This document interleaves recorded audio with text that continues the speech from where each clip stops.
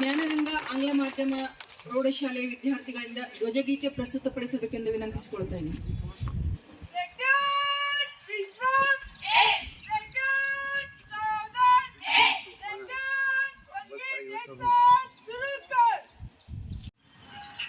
ಐತಿಹಾಸಿಕ ರಾಣಿ ಚೆನ್ನಮ್ಮಾಜಿಯವರ ಪಾದಗಳಿಂದ ಭಾವನವಾದಂತಹ ಈ ಕಿತ್ತೂರು ಐತಿಹಾಸಿಕ ಗಡಾದ ಮಳೆಯಲ್ಲಿ ಧ್ವಜಾರೋಹಣ ಮಾಡುವುದು ನನ್ನ ಸೌಭಾಗ್ಯವಾಗಿದೆ.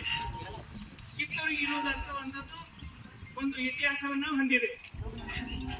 ಈ ಕಿತ್ತೂರು ಅನ್ನೋದನ್ನ ಕದಂಬರ ಕಾಲದಲ್ಲಿನೂ ಕೂಡ ಈ ಕಿತ್ತೂರು ಅನ್ನೋದು ಕಂಡು ಬರ್ತದೆ. ಕಿತ್ತೂರು ಒಂದು ಸಣ್ಣ ಹಳ್ಳಿ ಆದರೂ ಕೂಡ 12ನೇ ಶತಮಾನ 15ನೇ ಶತಮಾನದಲ್ಲಿನೂ ಕೂಡ ಈ